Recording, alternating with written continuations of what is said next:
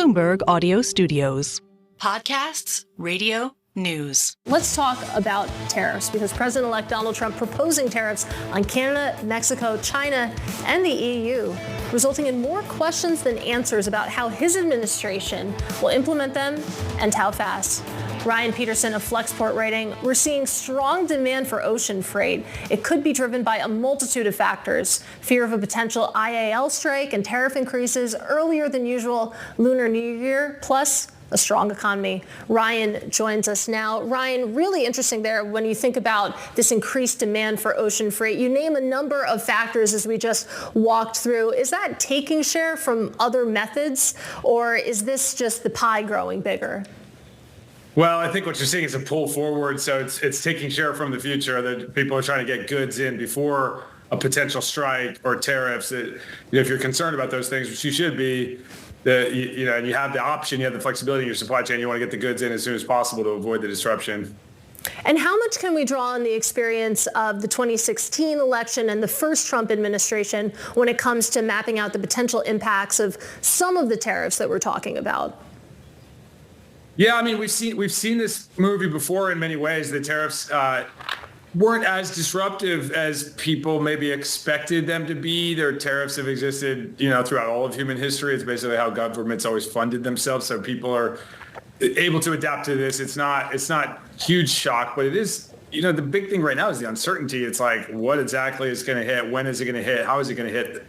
So, for example, just this week, the president of Mexico actually imposed large tariffs against imports from China.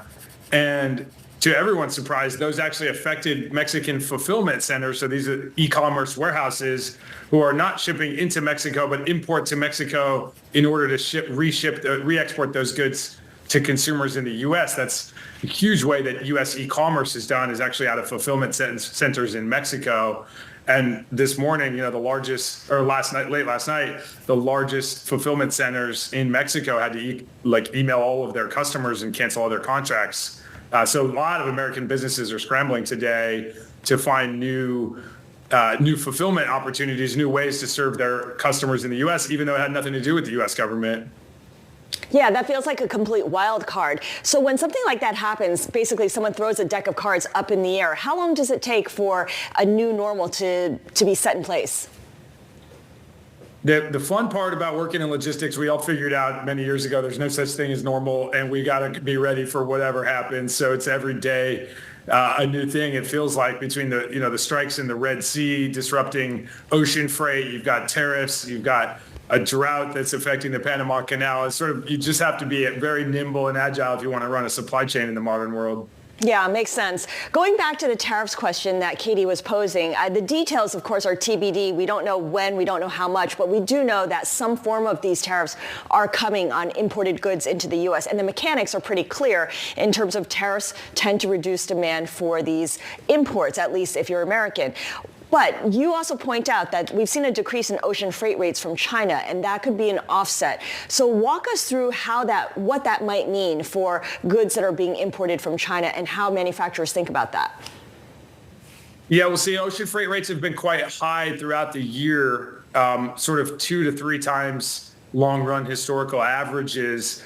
And this is in a market where the supply side of the market, the number of ships in operation and their capacity has ballooned. There's been a huge deployment of new container ships that, as these carriers made a lot of money during the last cycle, during COVID, they reinvested that in new ships. So one would predict with this huge surge of supply that the price will come down. The only reason that hasn't happened is because of the Red Sea. It's absorbing capacity as ships have to go around the southern coast of Africa.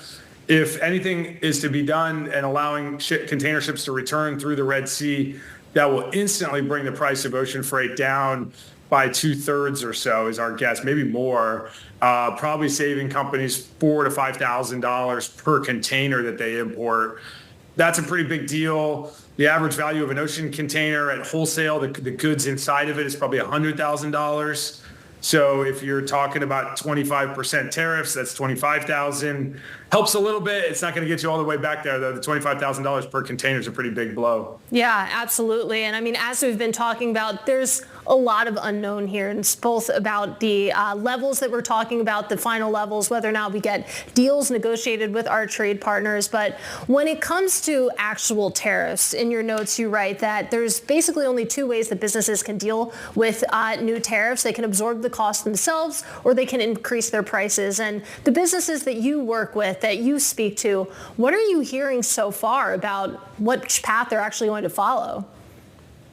Yeah, well, that's a very simplistic way to try to simplify things for everybody. I think that's true in the very short run. If you've got goods on the water coming here and not much else to do but pay the tariffs, and then you have to choose whether to make less money or pass it on. But in the medium term, there's a lot of strategies available.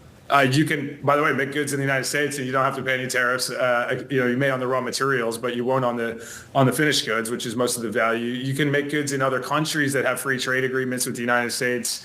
There's tariff engineering. So by understanding at a very detailed level, partnering with your customs broker like us here at Flexport, you can understand the raw materials and how those create the duty rate.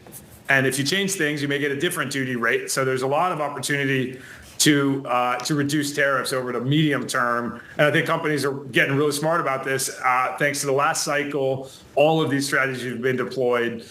If you didn't see this coming at all, sure, people weren't sure that Trump was going to get elected. But by the way, Biden's been increasing tariffs too. So I think people have been preparing for this for a while and should be in a reasonably okay place to adapt to it.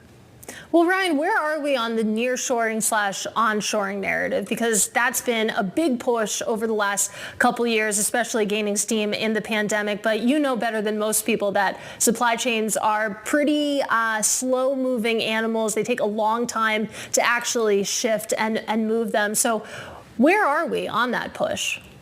It really depends on the sector. I mean, there's a massive amount of reindustrialization taking place in the United States right now, but it tends to be much higher value goods, higher complexity things that and the deployment of things like advanced manufacturing and robotics. But for low value goods, what you're seeing is that the shift down to countries like Vietnam, to Mexico as well, but even cheaper countries like Vietnam and Cambodia.